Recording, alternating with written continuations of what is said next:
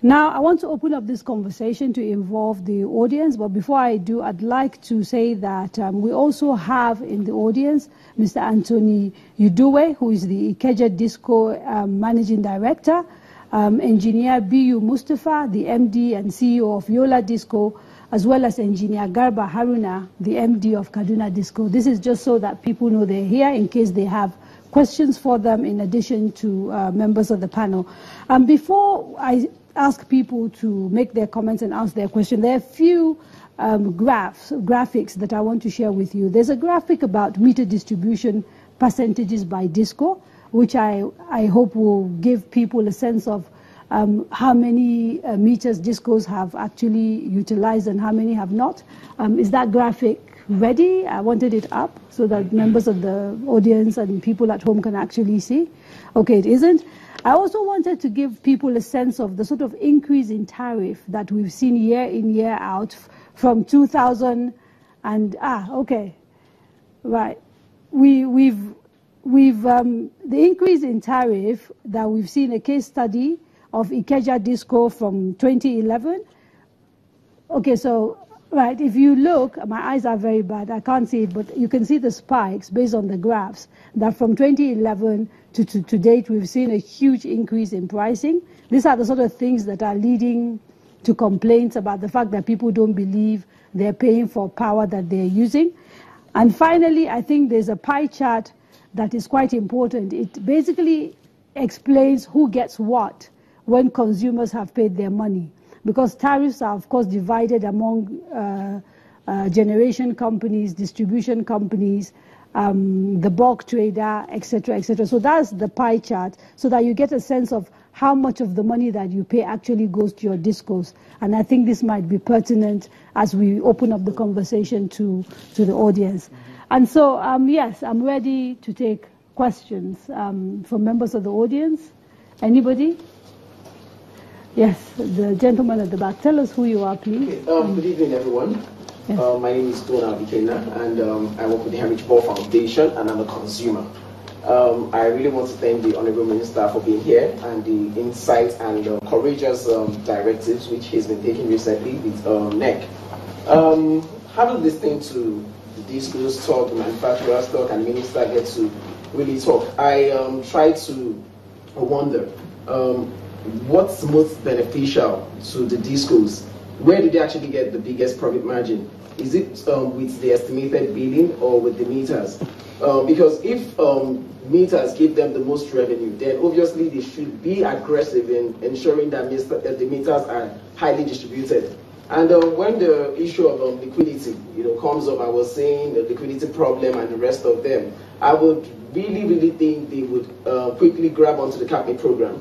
And so that would in no way say that the minister or NEC is wrong. I think they are very right to actually put a stop to capping, because if the capping was actually working for them, I really don't see any reason why the disco would have not grabbed it. So the question is, for the discos, if meters would give you the largest margin of returns, what stops you from really making it available for the Nigerian people? I think you'll be ready to go the extra miles to ensure that Nigerians get meters in their home. And the complaints are really piling up. You visit the NEC website, the minister's website, it's really piling up. And I think it's stereotyped to say that Nigerians can't afford meters. I mean, Nigerians actually buy transformers. I know communities that buy transformers. So meters, affording meters should not be a problem. So the question is, what is actually stopping the discos? They should really tell the Nigerian people what's stopping them. Thank you. Can I answer the question? Thank you very much for the question. It's a very interesting one, and it's a very vital one. From everybody's perspective, metering, and it's been said before, is the single biggest issue that we're focusing in on in the disco perspective, from a regulator perspective, from a government perspective, because it's the most important thing to the customer. They need to be metered properly in order to have the proper billing system. That's vital. However, when you have a look at what the discos have done over the last year, last year wasn't successful. However, this year has been an exceptional year and a lot more focus on metering as quickly as possible. So if you have a look at the commitments that I've seen from the discos, there's over 800,000 meters committed this year. If you have a look at the commitment within the next 2 years, we have to commit to do the shortfall, which is 2.9 million. So roughly about 800,000 a year is going to cover the shortfall. So we're still going to have a problem for the next 2 years until we meter everybody.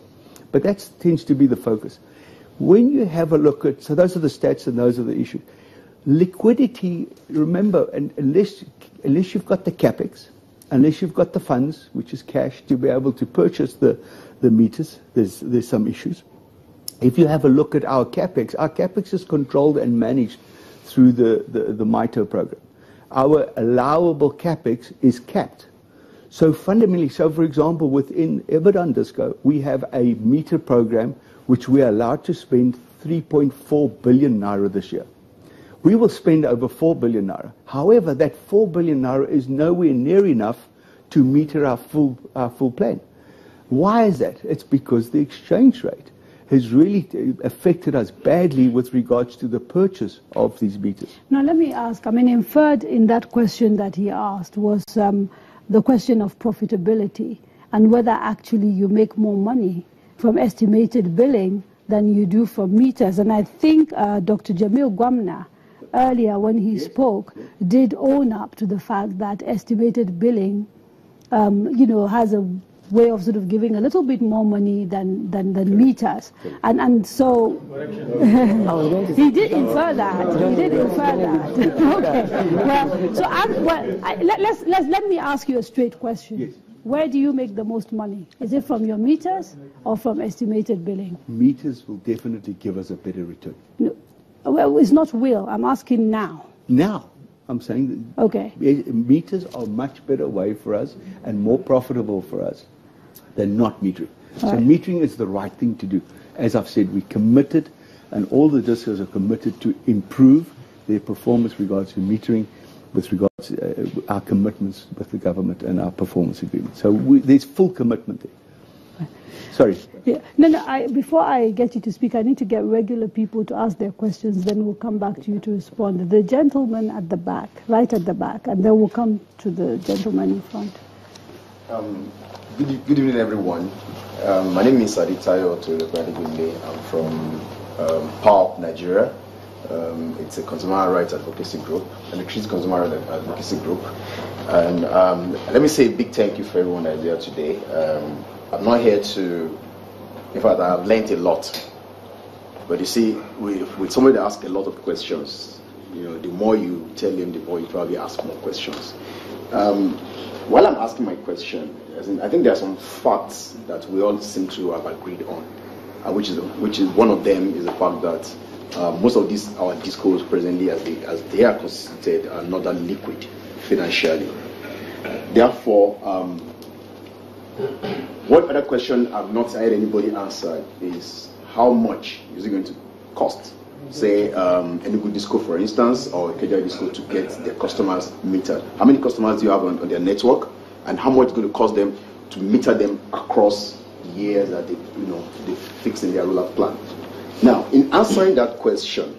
Okay, just one more, then I have somebody else. Okay, now the main question where I was going actually is this: how come we have not considered independent metering system service providers? I mean, that's what it's done in Canada. Same thing is done in Australia. Same thing is done in India. How come Nigeria has not considered introducing independent metering service providers in such a way that we can lift the load of putting all this capex from the discos to and open up the ecosystem a bit more? Okay. Now, before I go to the other question, maybe we can talk about, the issue of liquidity, for example, and if it would be nice if the minister responds to this. Government is owing discos billions and billions of, naira, and we're just wondering, when are you going to pay them so that they can actually perhaps begin to? And then, of course, also address again the issue of the independent metering. And I'm told you can actually sit down and answer the question, yes. I think it is also important to understand that power is produced on an ongoing and continuous basis. And therefore, whether you are an individual consumer, whether you are a government department, billing and settlement of bills are an ongoing and continuing reality of the industry. Now, as far as the debts owed by departments of government are concerned, just yesterday we have asked, and some debts have been paid, more have accumulated. Some have been approved, that we're finding that remittances haven't been made from our meeting in Sokoto yesterday. We have also shared with the DISCOs the reporting format for them to verify, to help us verify the debts. Because some of those debts were not contracted under my watch.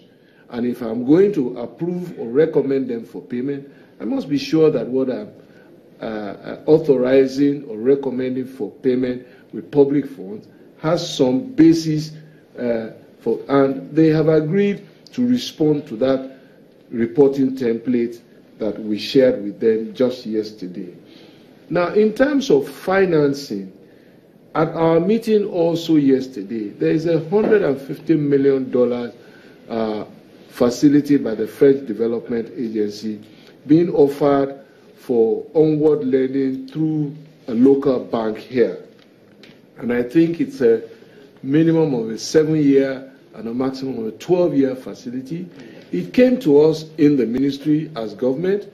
My responsibility was to share it with the DISCOs and how it works, so that each one of them on an individual basis can then seek to access those funds in order to support their metering program, because that is one of the things that the fund is for. So we must continue to recognize that government is trying to allow private sector really do this business. Okay, simultaneously, we are also trying to raise a $500 million facility for the country in support of business for metering. That we're trying to do through the IFC, the World Bank Lending Agency. But we haven't concluded the format in which the money is injected, whether it goes to the manufacturers or whether it is lent. There has to be a concept around how it is, but the principle is already there.